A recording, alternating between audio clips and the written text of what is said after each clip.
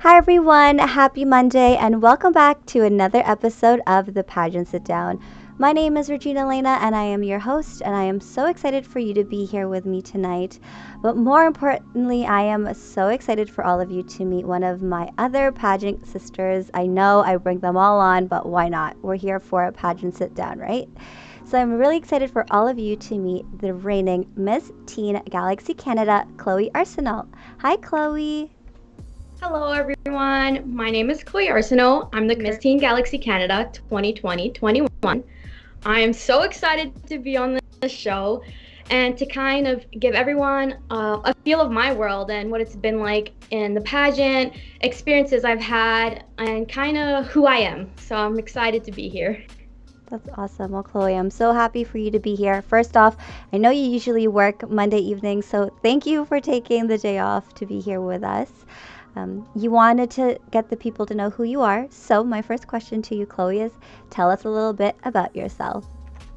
That is my absolute favorite question because it gives me kind of the chance to explain who I am and kind of go into detail with what the pageant world has brought me. So I am a female welder and a carpenter, and my platform in pageants is to promote women into the trades. I've had the chance to weld my own crown, which we will get into later.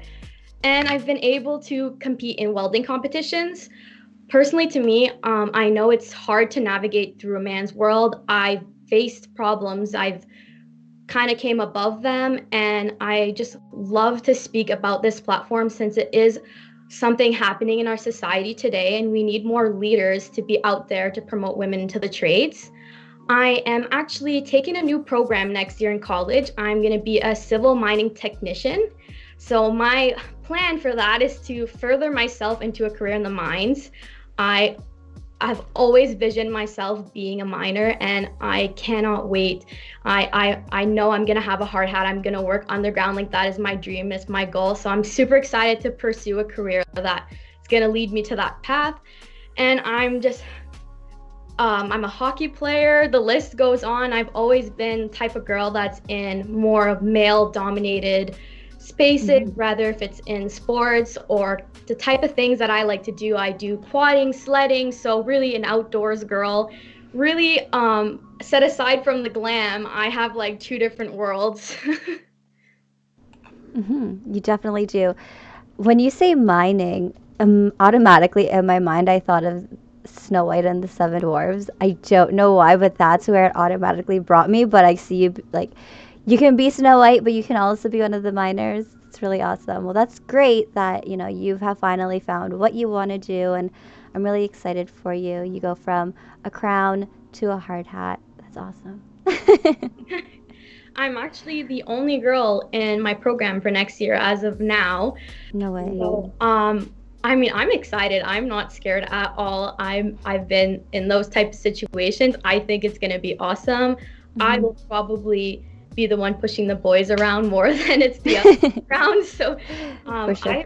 when I was told that, it wasn't like a fear factor for me. It was like, I know it's also reality, and that's why I got to keep promoting my platform, because I still see it all the time, where I have a friend myself who was interested in the program, but she said, Chloé, I'm scared, not for the job. I love what that career can come out of, but it's the comments that I might receive being a girl. It's the fact that we might get pushed out of group projects or things like that because we are a girl. And it's sad to see that, it's hard to say, like, I know that there is going to be times like that, but that's what makes it so much more worth it in the end, is that if you come above that, you're stronger. And I've been able to become so much stronger because I put myself in those environments where it was like, okay, you're the only girl, but that doesn't stop you from doing anything. I don't see myself as a girl when I'm there. I see myself as a welder. I see myself as a carpenter. There's no labels. It shouldn't be female or male. It's a job. It's a career. And I'm so happy that I'm choosing that path because it's been the best aspect to my life. That's amazing. And I love that you're like, you know what? I am not just a woman. I'm also a welder or a miner. I am Chloé, right? So Chloé, you mentioned a little bit your platform. What is your platform? So my platform is promoting women into the trades. Whether it's carpentry, welding, electrician, plumbing. There's so many different trades that are known as male dominated. And for me, I think that the problem is we don't have female role models that are out there and saying like, hey, it's not a male job. It's men or women. We can both do these careers. There's no label to who can do this. And a lot of the times, the women that do choose those careers path, they come on top. They're the ones that are automatically hired. They're the ones that take the job serious. So it's a problem because I myself, I have a hard time finding leaders or role models. And if I can't find one, why not become the one? I need young women and girls in high schools that are trying to figure out what they want to know that, you know, a career in the trades is okay and it's actually a lot of fun. And I think that we don't have enough people saying like you need to try it to experience to really know what it's like. And it wasn't until I was in that situation where I was like, wow, I love doing this. I believe my platform is really breaking the ground and showing women like, hey, like this is for everyone. And it's brought me these amazing experiences and you become a strong woman at the end. You don't need to be afraid of what people might say and stuff like that. So I know like my platform, I can relate to it, and that's why I'm so proud I can speak upon it. That's amazing. I love how you said, you know, you don't see anyone or a role model, so you end up becoming that role model for the next generation, and I think that's amazing. But what got you into, I know we're here about pageants, we're talking pageants, but I am really curious to know, and I'm sure everyone who's watching is curious to know, how did you even get into the trades? You showed us a crown that you welded. How did you get into that? Okay, so it's actually really funny how I got into the trades. I was in the middle of switching high schools, and when I got there, it was in between the semesters, and the principal said the only class that's available for you to take is the welding class. And at the time, I had no idea what welding was other than it was metal. I had no past experience, nothing other than the fact that I was like, okay, I guess I'll take welding. Like, it's 1 year, it couldn't be that bad. When I got there, I was in grade 10 and the class was grade 11 and 12 welding. So there wasn't even the students for grade 10, that class was already full. So when I got there, it was people that already had experience in welding. And I walked in and I was like kind of overwhelmed because I only noticed there's one more girl, but like 18 boys. So I sat down, I took a deep breath, and then we got into the welding shop, and a grade 12 kind of took me under my wing, and he was like, do you want me to show you how to do your first weld? So I was like, yeah, like sure. I go into the back, and there's rooms because welding is obviously you can get a flash and blind yourself. So there's like these little cubbies, and so he does a weld, and then I was like, okay. He's like, are you ready? I'm like, yeah. I do my weld, and he goes, oh my God. And I was like, what, is it really bad? I'm like, I don't know. And he's like, no. He goes, why is yours better than mine? And that was my first weld, and there was this 12th grader that was getting all jealous because he was like, why is yours better than mine? I was like, I don't even know what I'm doing right now. And just right there, it was like, wait, this is fun. Like, this is actually really cool. So I fell into the trades by actually changing schools and it being the only classroom available. So if it wasn't for that, I don't know if I would have found the love that I have for the trades. So in a way, that's why I realized, like, if there is no female role models pushing us, then how are women supposed to even find an interest? Because if it wasn't until I changed schools that was the only way I got into it, I probably never got into it. So that's why I think it's really important that we push the trades, and we introduce it at a younger age, because if I would have gotten into that way, I probably would have, because as soon as I got into there, it was like, yeah, I felt at home. Like, this is what I love. And then I had a dream one night where it was like, I'm going to weld a crown. And the next day I went to school and I told my welding teacher, I'm like, I'm doing a pageant. I would like to know if I have permission to weld my own crown. I'm going to, and then that was when I made this crown right here. So it came from a dream. I love that. Life. And one crown soon became two, and I started making myself a welding crown collection. That's amazing. Another one here, I'll show it. So pretty. Different types of things. This one I computer programmed. Oh. on AutoCAD, and then I designed this piece and out with laser cutting, and then this one I welded together myself and That's bent amazing. by hand. And no, I'm not Iron Man. No, you're Iron Woman. That's Yeah. it. That's amazing. I love how one night you just had a dream and boom, here we go. So you also mentioned you told your teacher you're doing pageants, but you're also in a very male dominated classroom. How did your classmates and teachers react to that? Honestly, I actually have pictures of them with the crowns on. They think it was pretty cool. When I was making this crown, and which is another funny story, is I cut the pieces of metal with pliers, but obviously I'm not as strong as the males in the class, so I would grab the vise, put the pliers on, I'd spin until it would cut the piece because I had to find my own way around things. And then the other piece of metal would fly across the classroom, and people just knew I was working on my crown. They were like, "Oh, yeah, she's working on her crown," because there's pieces of metal flying everywhere. And at the end of it, they were probably happy that there was no more pieces of metal flying around. They were safe.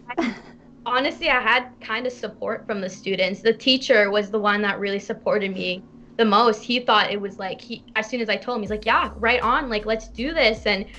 And I eventually, actually, the logo, I competed at Miss Teenage Canada, and I cut out the logo on a big piece of metal, and I brought that to the pageant. So the teacher wanted me to promote it in every single way I could, because there wasn't female role models. And when he seen that I kind of wanted to do that, he was like, might as well just use all my metal and just take it all. Take it all. He probably is one of the most important people in my classroom. He really kind of believed in me, which made me believe in myself, like, wow, like I can do this. And so it takes a great teacher to make a great student, I think. And if it wasn't for that teacher, I don't know. He's honestly was the rock of all of it. He was the medal of it all. That's amazing. So Chloe, you competed in pageants. Let's start from the beginning. What made you join a pageant? Because you're from a small town in Sudbury. So how did you get into pageantry? That's another great question. I actually got into pageants because of my mom. Oh. She did Miss North Ontario when she was 15 years old. And we kind of fell upon the website one day, and she was like, "Do you want to apply? Like, it doesn't hurt to apply." So I applied, and then I got to do a phone interview. And a couple days later, I found out like, oh, like I got into the pageant, and this was like, I represented the same area my mom did in this pageant, but it was cool to have like my mom do it. And then when I first got into the pageant, I had no idea like what I was doing, what pageants were. I really didn't know at that point what I was about to enter. And I think once I got into the first pageant, it was like, okay, I need to do another one. Like, this was awesome. I met amazing people, and I still meet amazing people, and all of that comes from pageants. I think I figured out who I am as an individual because of pageants.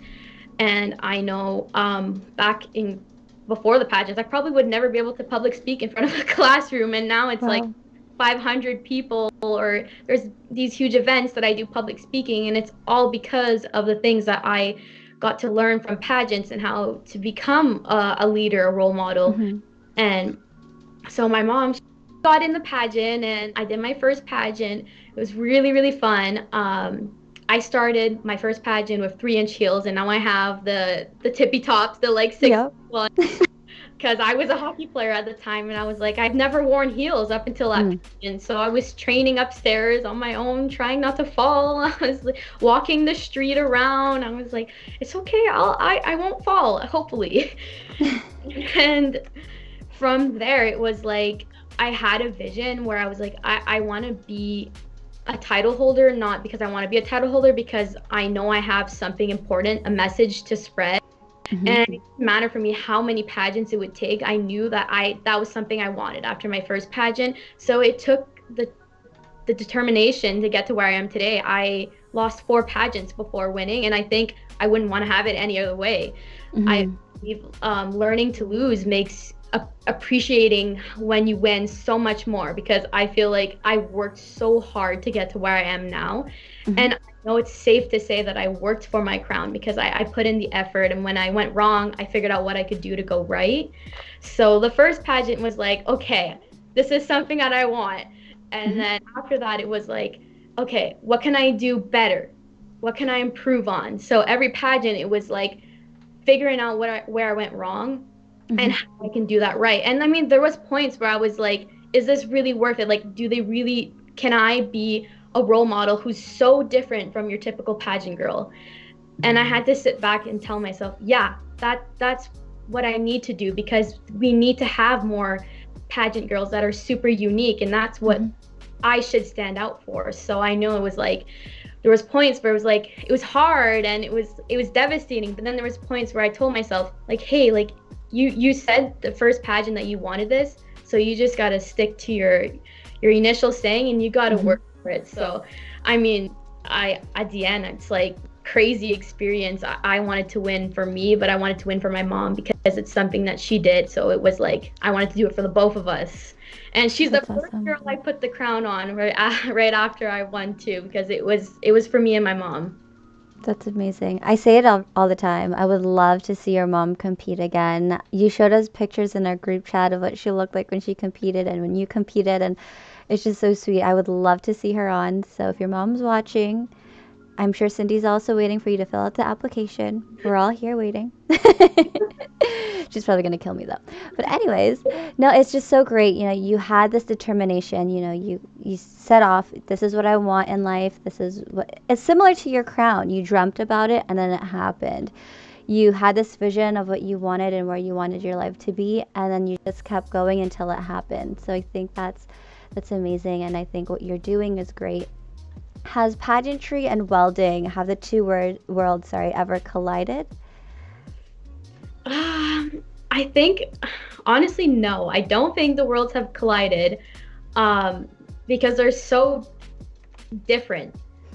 But I try to find ways to like bring them together. Like the crown is a great way of me kind of showing, that was the purpose. I was like, I wanted to show that it's not just a dirty job. You can make amazing things out of it, and people have a different outlook when they look at like the crown that I welded. Like, wow, like that's so cool. You know, who would have thought about welding a crown? And that's exactly what I wanted to show, is that like, if you think of welding, you assume like it's just a dirty job and you can't make these awesome things, but it's almost a work of art. And I believe every trade is a work of art. And I knew that I needed to find a career where I work with my hands. I'm a person that loves making projects, and I want to have a job where it's like, it's a new project, it's a new building, it's always new. And that's how I know the trades, that was for me, because those type of careers, you're going to go there and it's always going to be a new assignment. So it's never like the same like regular schedule.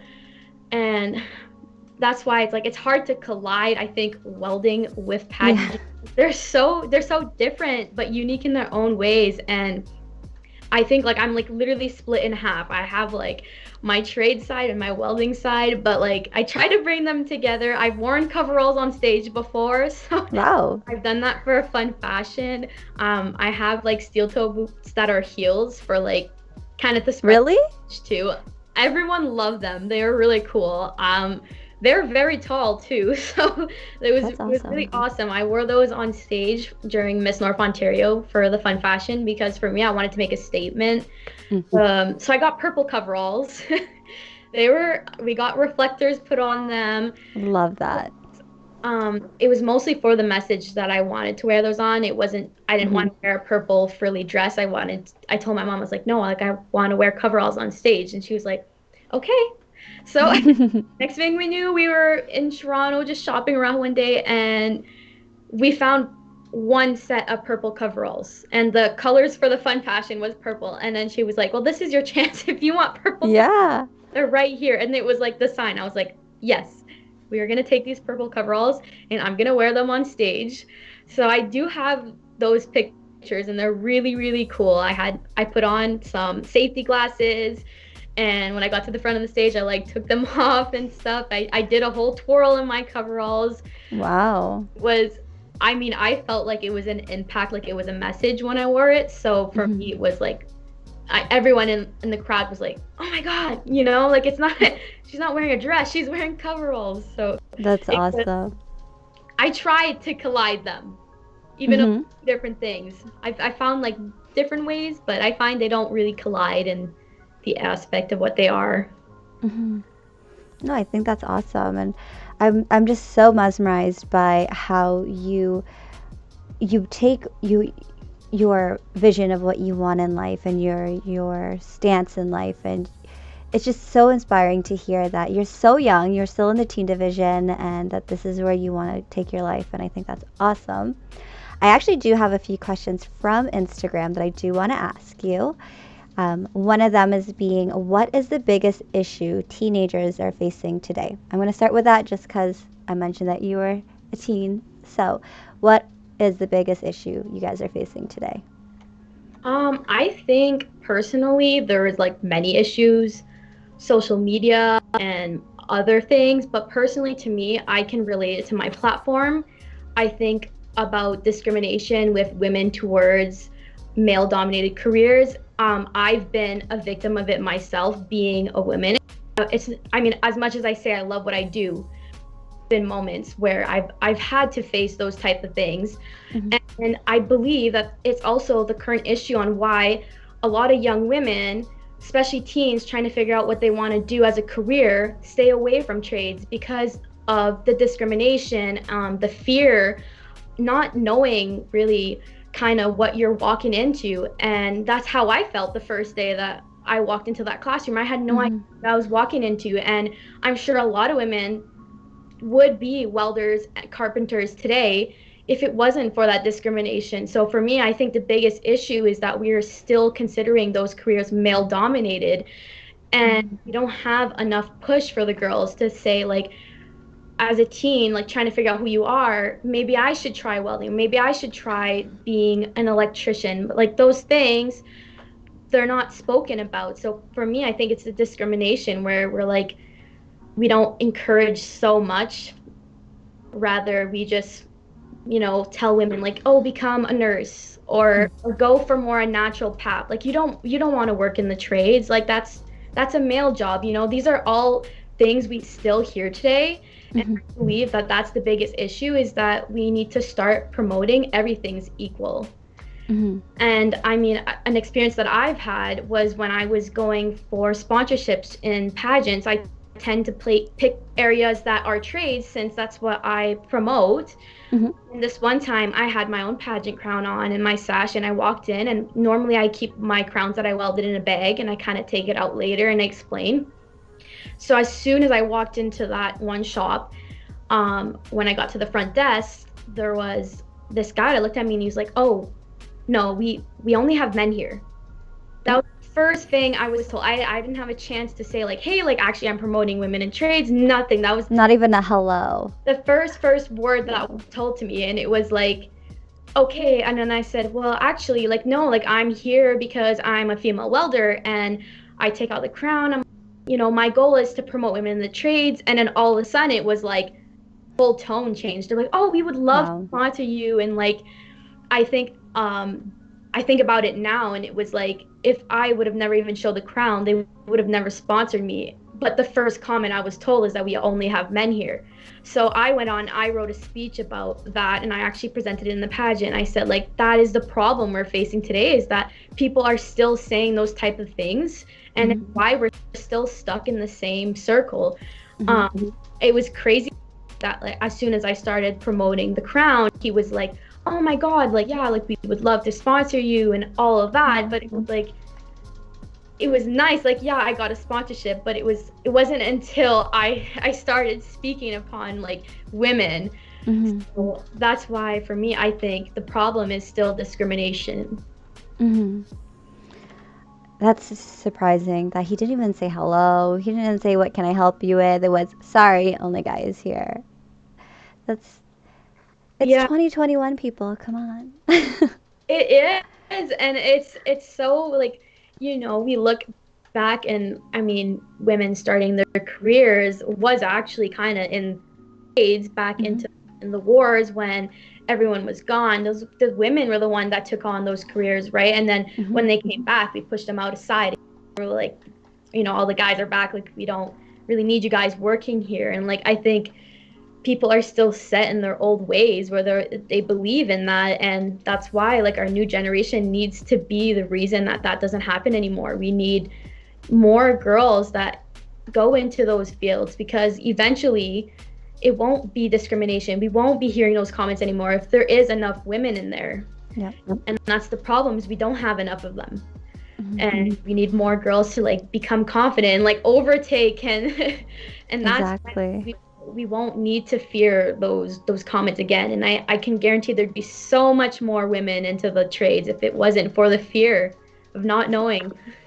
For sure, 100%. And I think it's great that you want to be that role model, especially because you have this huge network of pageant girls. You have the Northern Ontario pageant where everyone seems to be super connected, and then you have Galaxy as your platform. So I think, you're bringing your two worlds officially together in the future and making the world a better place for it. So I mentioned Galaxy. You are the reigning Miss Teen Galaxy Canada 2020-21.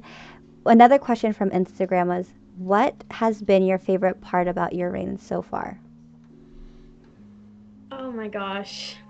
There's been multiple times that I've had amazing experiences. I mean, having a reign through COVID, one, is something that not a lot of girls get to experience. Mm-hmm. So, I mean, we're down in history now. I think my favorite part would have to be making the sisterhood that we have with the girls. Mm-hmm. Means we're so close. We have our group chat, we're constantly chatting. And it's nice knowing that I have all these new sisters that are part of my life now. And it's kind of hard to imagine my life without them. So for me, I believe my favorite part is that I now have some new sisters. My mom, she's super close with Janice. My Mm-hmm. mom made some friends too. So I think like it's been amazing to watch my sister queens go on and do what they do with their crown. And I know Canada is, the girls, we're all killing it. We're all working hard. We're all persistent. We're all hardworking women. And it's nice to see my sister queens be devoted, and it helps me feel like, wow, like I'm so lucky to be a part of this sisterhood Mm-hmm. and these amazing new friendships. So for me, it's definitely the newfound friendship I had with my sister queens. That's awesome. And I know we've had this reign now for 2 years where we started off strong. And I know in Sudbury, you have all of your parades and you're really well into the community. And then all of a sudden, lockdown happens. How did that transition go for you from doing your appearances in person to this virtual world that we're in now? Oh, that's a great question. Honestly, I think for everyone, it was like a big shock. It was, learning to adapt with the new times. And I believe, the best part about being a queen is having the chance to do your events, is going on in the community, making a difference, and really using your crown. Mm-hmm. And online, although you're still making an impact, I just personally feel like I don't feel like I can do as much with my title. So the transition has been kind of hard, because it's hard to find events. It's hard to almost go out there. I mean, it's scary. You don't want to risk getting anything bad, but you also, you have that title and you only have it for so long. So it's like, I want to go out there and I want to do things with it. The best part about the title is you have a voice now. You can go use your voice. You can go make statements. You can make impacts. And I feel like deep down, although there's still virtual events, I feel like in a way we're still, all of us queens are missing out on half the experiences we would have. I mean, the parades are not the same as they would have been before. And I think the transition has been hard, but we try to find ways, or try to find options as different ways of doing events and going around the circumstances. if there's smaller things that I can do in my community, then I'm up for it. It's hard to find things in such a small community too. Yeah. So right now with COVID, it's making it a little bit more difficult to find things. But the transition is it's almost like everyone. We're figuring it out as we go. 100%. And you yourself, you are a frontline worker. You were working or you are working in a pharmacy. You're there in your community helping everyone out. How were you? I know you were working long hours. How was it for you in the pandemic, being a student, being a frontline worker, and also being a title holder? Hard. The first thing. I mean, I am in first year college right now. Everything's transitioned to online. It's really difficult because I know as second year or third year students, you have some sort of base of knowledge in the field you're learning. As a first year student, you don't know what you're learning. And then when you put that online, it's 10 times harder because I mean, when I'm learning from a screen, I don't feel like I'm physically learning what I'm supposed to learn. And when it's a whole new subject, it's like even harder. Yeah. And Zoom, it becomes 3 hour classes 2 to 3 times a day. And that's not my homework time. And that's not me doing my work. And it's not me doing anything for the pageant. So just school right there has been, I'm not on me, but on every single team doing online, absolutely difficult. All my friends that are first years, struggling, and I know they're struggling, and it's because it's hard to stay motivated and look at your screen for so long learning something you don't know what you're learning. So for a lot of first years, I know that me and my friends specifically, we have a hard time with online school, and it's just it gets longer and longer. And since September we've been doing online. At this point it's like, oh, I'm so excited for summer, but you're still stuck doing school. And then on top of that, when I do work, I work in the days that I don't have school. So then it gets crazy too, because I feel like online we work slower doing our schoolwork, but then it just piles on. I mean, at work it's, all about safety. So I know like I need to protect myself or my family here. And then there's the pageant too, which is like on top of all of that, to keep up with everything as much as I can. It's busy times, almost done the school year though, in April for college students. So I'll have much more time to get ready for internationals. But for now, it's been a crazy ride. It's lots of schedules, making sure to keep up to date with everything. I can only imagine. But you've been doing an amazing job. I know at one point you were working 2 jobs. You were in school. You have your reign, but you've honestly been doing such a great job. And I know that a lot of the girls who are watching you through social media see it. And you're doing a great job. You're a great role model for all of them. And I hope you get a break soon, especially with April and school being done soon. So I'm rooting for you. You got this. You're almost there. But actually, we are at the halfway point, Chloe. And so we have this segment on the show, which is 5 tips from a beauty queen. So Chloe, I would like to know, what are your 5 top tips for any beauty pageant hopeful? 5 tips. I mean, I want to start in the least important, I feel like, tip to the most important one.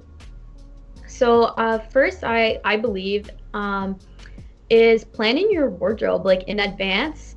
Personally, I run through it with like my pageant coach, and I mean, there's nothing wrong with overpacking outfits too, because you'd rather be in a situation where you're like, I don't know, this dress or this dress, than not having a dress for the event.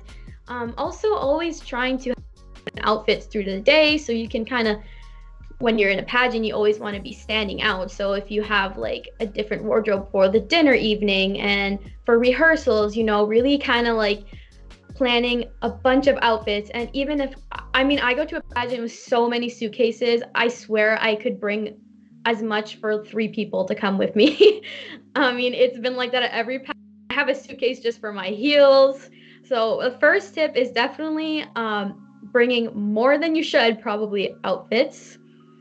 And for my fourth tip, I would say probably, I know a lot of girls, they have makeup artists and stuff, but to take the time to kind of practice on your own, like individually, because when you're in a pageant, everything's so fast paced. And if you get your makeup done and you realize that it's not the look that you want and you're not too experienced with makeup, then it becomes fearful because you're either about to go on stage with a makeup look that you don't like, or you take it off and you just go without makeup. So it's good to kind of, I tend to practice on my own, even though I know at this point kind of like the type of looks that I to do. But when I first got into the pageant, I never wore makeup in the first pageant, and now I did my own makeup for Galaxy. So for sure, taking the time to kind of experiment with like doing your own hair and makeup, that way if anything happens, you can depend on yourself and not have to wait for a makeup artist or a hairstylist.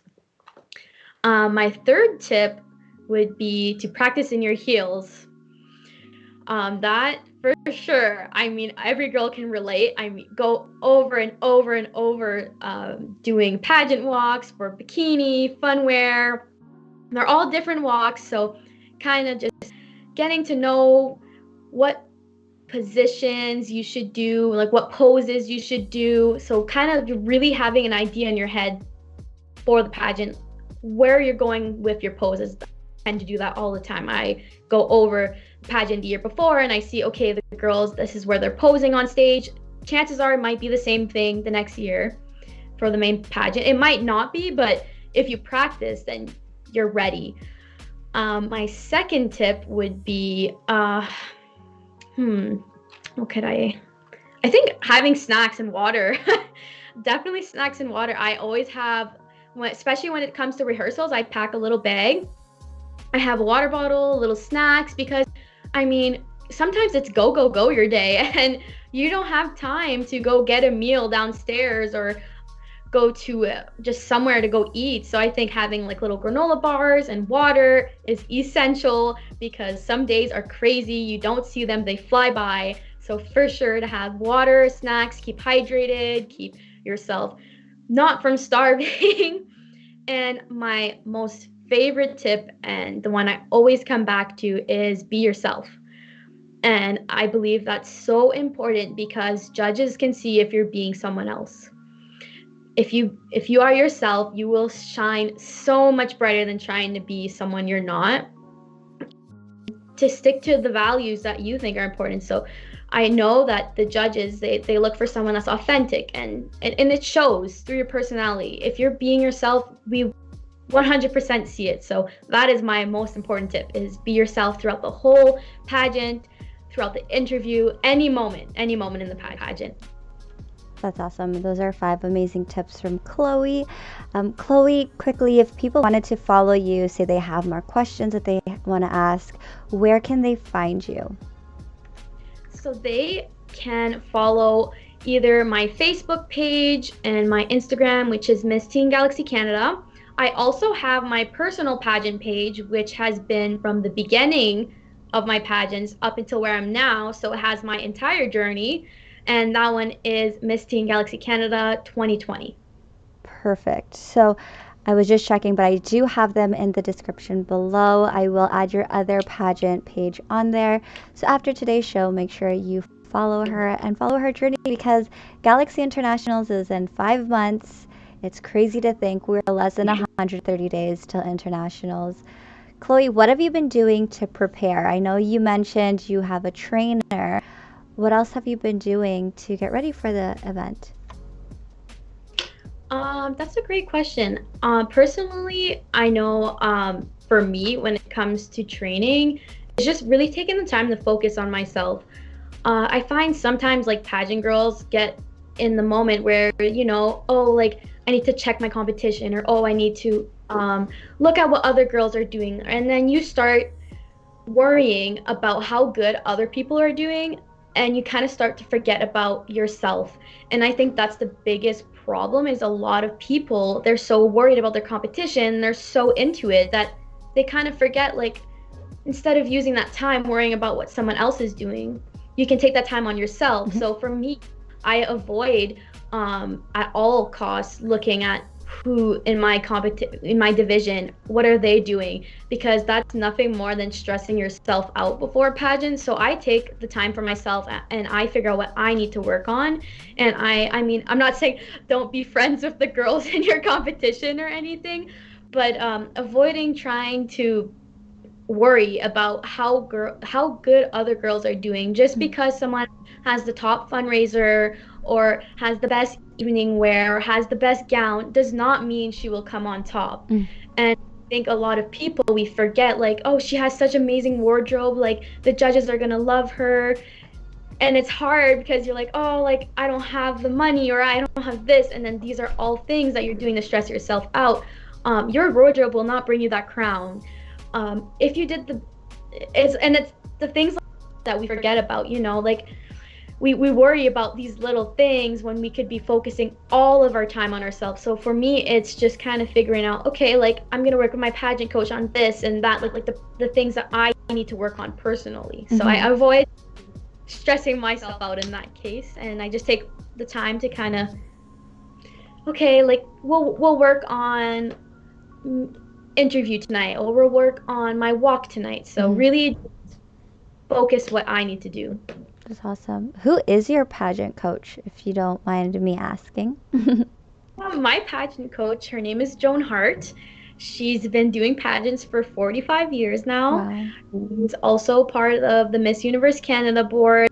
An amazing woman. I was blessed to win her award back in my first pageant. Wow.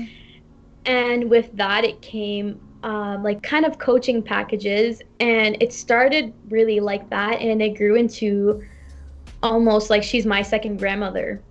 I can't see, like, she's not really a pageant coach to me. She's like my second grandmother, and she guides me and she shows me, like, she knows more than anyone else what pageants are all about. Oh yeah. She judged over 200 pageants. She's been there with the girls side by side. I mean, she really knows what's best, and whenever I have any sort of question, I can always fall back on her, and she always can reassure me.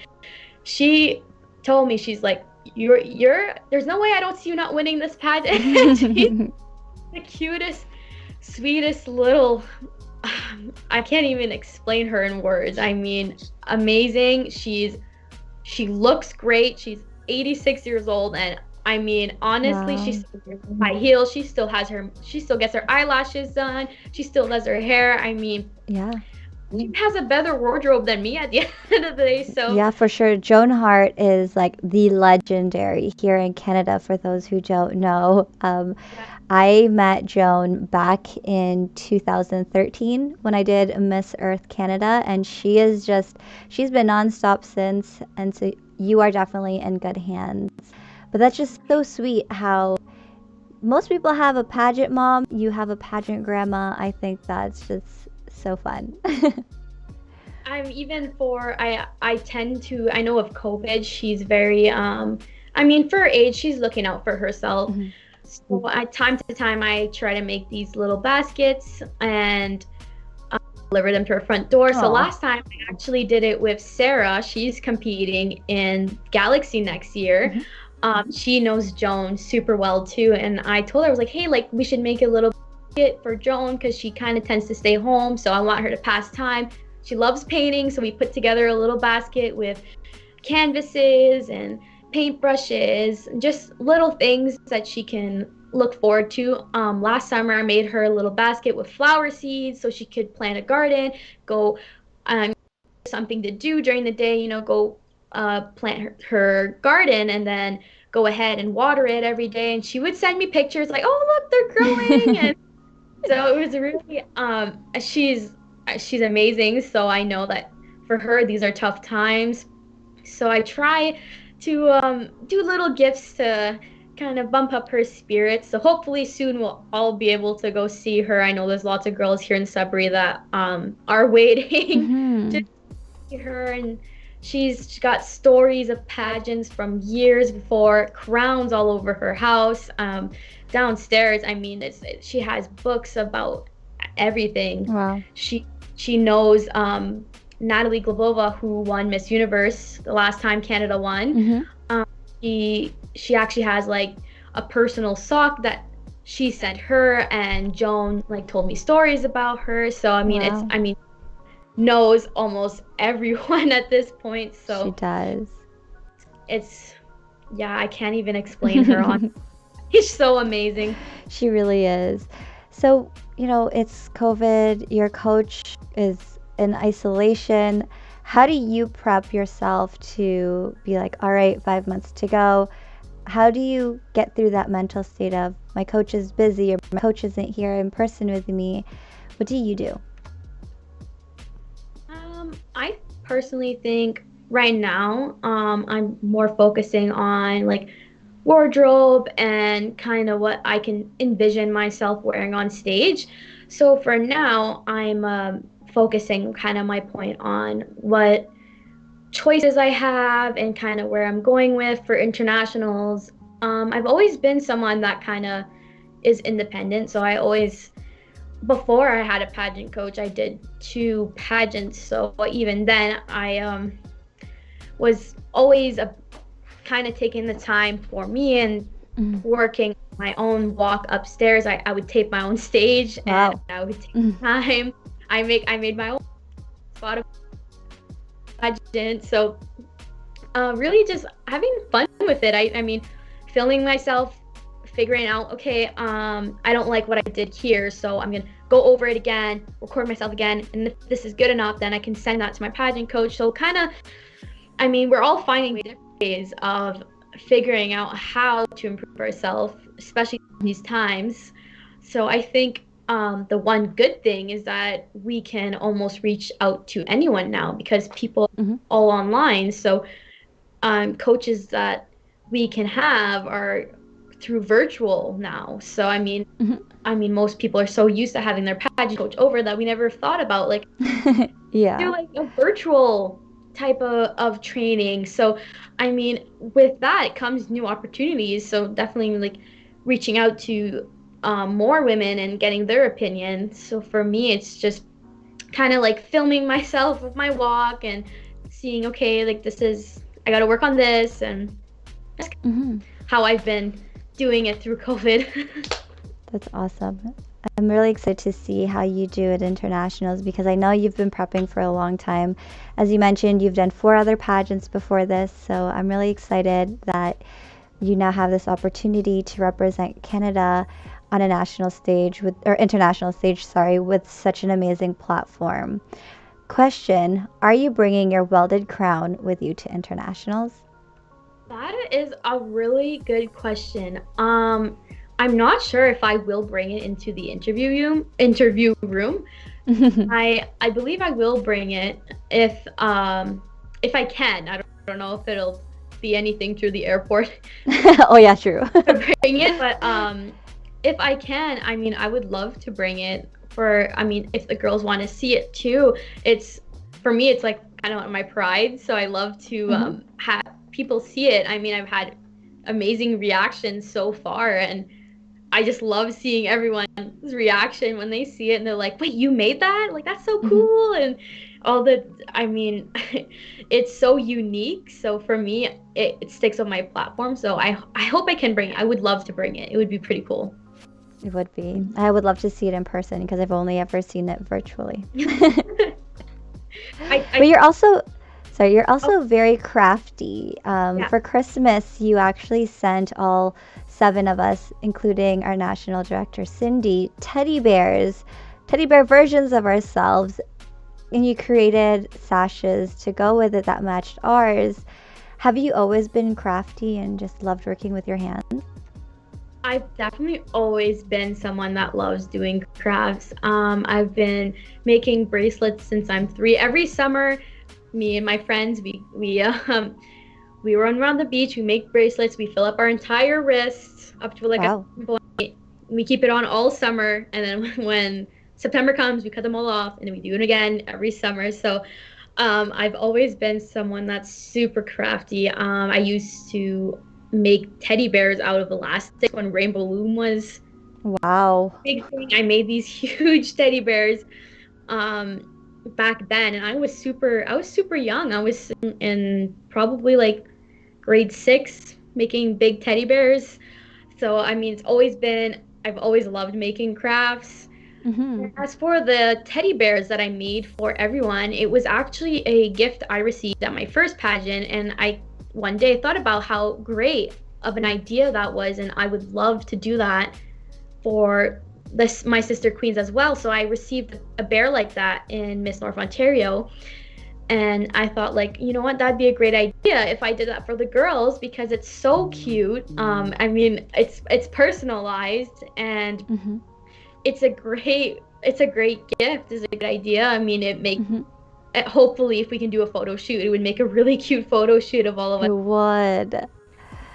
No, that would be great. Such a beautiful teddy bear as well, and such a great gift idea. When I saw the package come in, I was like, "What's in here?" I'm thinking, did she weld something? Like, what is this? But no, it was such a great surprise. Um, I did have another question for you actually, and it slipped in my mind as we were talking, but I'm sure it'll come back to me. Actually, I do remember. So, Chloe, you started off doing smaller pageants in Sudbury. You've done Northern Ontario pageant. What has been the biggest difference doing your local pageants in your area versus competing in Galaxy? I mean, there's a big difference when it comes to the caliber, I believe, like in the girls. When it comes to nationals, you have girls that might have been doing this since they're 3 years old or young ages, you know. There's girls, and even in my division, that have done it so much longer than me. So I Mhm. believe the difference with Northern Ontario and when you come to a national level is the caliber of the girls. And when I went from Northern Ontario, where most of the time, like, these are the girls' first pageant, and we're all, I guess, because we're all in Northern Ontario, we're all the same type of girls. We're super, like, you know, we're all in the snow. We're all the same. It was a big jump when I went to nationals. Galaxy was my second national pageant. I actually competed in Miss Teenage Canada. It was almost a month before Galaxy, so Mhm. we were super back to back. Um, that was my first national pageant, and there's girls that are returnees of 2 3 years, so it was Wow. crazy. And I actually only placed in the top 20 in that pageant, so I went from top 20 at Miss Teenage Canada to winner at Galaxy. So just right there Wow. was the caliber. I believe I think the cool part is girls have so many stories about other pageants, and sometimes it can be intimidating when I started at 16 and there's other girls that started younger. But it's again where I gotta tell myself, like, I'm here to have fun. That was really the mindset that I had when I went to Galaxy. I said, you know what, like, this is another amazing opportunity. I'm representing Sudbury, and I'm just here to have fun and really enjoy the experience. And I think that's how you really enjoy a pageant. If you go in with that mindset where, you know what, I'm just gonna have fun. Mhm. You focus on the crown and all those other things. You don't tend to experience as much fun in the pageant. Mhm. I believe every girl's almost had that one point where they were like, just eye on the crown, and kind of started losing themselves, and then Yep. they're like, I know I can do so much better than this. I mean, I tell that story to girls where I'm like, my second pageant, I thought, like, you know what, I was gonna win. It was the smallest pageant I ever competed in. I was like, how can I not win? And having that mindset after the pageant, I think I felt really, really upset, not with the fact of the score, of how I thought of myself, and I think that's kind of a pinpoint where a lot of people have at one point where, we go Yeah. in and we really think like this is it. And at that moment, I realized, like, I never want to compete like that again, because I know that I'm so much better than that. And I know that whoever wins at the end of the day, she's deserving. And that's who, in the judges' eyes, was the winner. And Mhm. to be super excited and super proud for the girl that won. Because if it's not your moment, you're going to go and make it your moment. And Mhm. afterwards, that was my new mindset after that pageant. It was like, if it's not my moment, then I will go and make one my moment. And it's nothing more rewarding than having a bunch of women be super proud for the girl that won. So having everyone's support and seeing someone that you know that deserves to win too is a great feeling. It's almost the same as winning. When you see the girl that you know that deserves to win, it's having the pride for other people too. Well, it's similar to your situation when you were doing Galaxy Canada. You and your best friend were the top two holding hands, and then you were called the winner, and she was jumping up and down for you. It was just such a great moment watching the two of you and your friendship and just seeing it on stage. I love that Cindy made it a GIF because it's one of my favorite ones to use. But it's just so great to see women supporting women, and that's all that you have shared with us today, and I love that. There's actually a comment here from Janice McGregor, who's actually going to be on our show soon. She says, "You've grown and matured so much. Thanks for sharing your insight." Oh, thank you. Thank you. That's a really kind message. It is. I love what you said about actually the top two. So I competed in 3 pageants with Milena, and Oh, wow. I mean, from our first pageant, we were roommates. Oh, okay. You definitely have a friendship. Yeah, we were roommates, and we just instantly bonded, and we have this connection, and it is so great. I mean, people probably think we're really weird because we have this connection that's so unique. I think the feeling that when it was at the top two, it was the same for both of us. It was no matter who, we knew that they worked hard, and I had that same feeling. I knew if it was Milena, I know she deserved it 100% because she worked hard. So that was the feeling that we both had at that final two, and I feel like everyone could see it. It was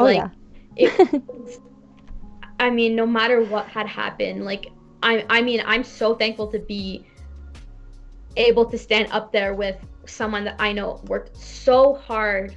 And I mean, I've been by her side since the second pageant I competed in, and since then we've been together and we've done so many events together. So I mean, and still to this day we are still super close. Love her to death. I mean, amazing friendship again that I got through pageants. And she's coming back to Galaxy Canada, so who knows, maybe you'll be crowning your best friend. That would be amazing.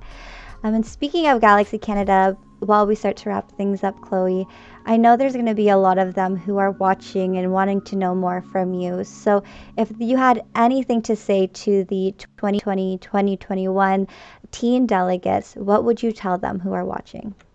To the teen delegates, I think is the most important message, and I've been able to kind of express is again, if it's not your moment, make it your moment.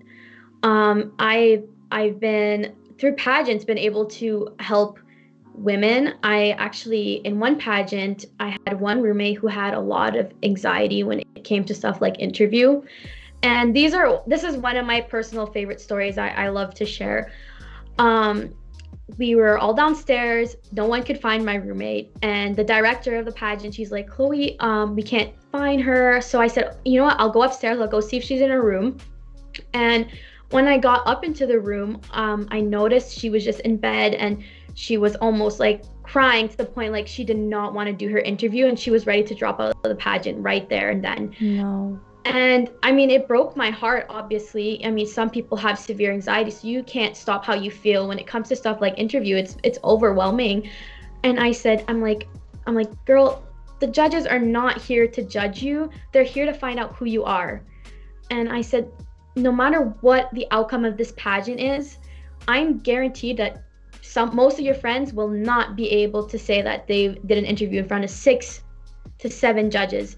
They will not be able to say that they presented on a stage in front of 100 to 200 people in the crowd, and they most certainly will not have the confidence that you will have when you walk out of that room. So I got her to get out of bed, and I'm like, "You know what? Don't even worry about your hair or your makeup. Like, get your dress on. You're almost right next in line for interview. If you don't do this now, I feel like you would regret this." And from there, I like quickly put her hair in a ponytail. I mean, it wasn't the best, but in the moment, she, you know, it if I would never went to that room, I don't know if she would have gone downstairs. So then we go downstairs, and she's like into the stairs, and she's like, no, I can't do this. I can't do this. I said, no, like we're down the stairs. This is happening. And when we got into the waiting room before the interview, I sat right beside her, and I said, look, she's like, I don't know what to say. I'm not like unique. I don't have any special things. And I was like, that's exactly what you say. Do you listen? And I noticed that she listened through lots of music through her earbuds. So the weekend I said, I noticed that you listen to a lot of music. So why don't you tell the judges like what kind of music you like? Like, who's your favorite artist? Why are they your favorite artist? You may not be a welder, you may not be a dancer, but what music obviously is something important to you. So why don't you speak about how that's helped you? Maybe that's your way with anxiety of coping. So I mean, do you watch Netflix? Tell them about your favorite Netflix show. I mean, it's all, I mean, she's like, because I don't do much. Like, I just watch TV. And I was like, then you say, like, I'm not much of a social person. I like to stay at home. These are my favorite Netflix shows. And she went in the interview room. I grabbed a cup of iced tea. I waited outside the interview room for her to be done. She spoke throughout the whole interview. She didn't freeze. She did the entire interview. She came back out and she said, I am so happy that you convinced me to do this. Aww. And for me, that was the best feeling of that pageant, is that I walked away from that pageant knowing that I helped someone. And at the end of the pageant, the entire weekend, she came up to me with her mom and she said, like, you know what, I probably wouldn't have stayed in this pageant if you wouldn't have pushed me to come downstairs. So just right there, it was like, I couldn't express that feeling at all. I mean, to see how she went from upstairs to finish her interview and to be proud of herself. And I said, like, you did that interview. You should be proud of yourself. You shouldn't worry about trying to win the pageant. If you want to join the pageant to work on yourself, this is the place to be.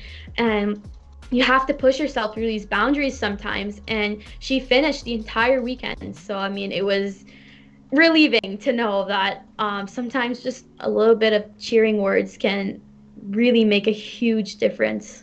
100%. So to all those who are competing, be there for each other. It is going to be a little bit difficult from time to time, but just believe in yourself. And I think that's a great way to end today's episode, our sit down with you, Chloe. Is there anything you would like to say before we end the show, though? Oh gosh, I feel like I've said so much tonight. I think for sure, for the girls that are competing even next year, to honestly not be afraid of the judges or the scores or nothing. Just go in there having fun, and that's the best way you can have the outlook on the pageant. Amazing. Well, Chloe, thank you so much for joining us today here on the sit down. It was such a great chat and great getting to know you a little bit better. I know we talk every day basically, but it's just great for you to be able to share your story, empower women in trades, and just be the role model that you wish you had. So best of luck in all of the preparation for internationals. I know you're going to do amazing. And again, if people wanted to follow your journey, where can they find you? On my Instagram and my Facebook page, which is Miss Teen Galaxy Canada, and my personal pageant page, which is Miss Teen Galaxy Canada 2020. Amazing. Again, Chloe, thank you so much for joining us. Everyone who tuned in, thank you for joining us here on this Monday evening. If you enjoyed Chloe's interview or just enjoyed something like this, make sure you give it a thumbs up. As I said before, I do go live every Monday and Wednesday, so if you want to continue watching, make sure you subscribe to this channel, hit the bell for notifications and when we go live. And I'm really excited for all of you to meet our guest on Wednesday. But in the meantime, thank you everyone for tuning in. Again, Chloe, thank you for joining me, and we will see you all on Wednesday. Bye!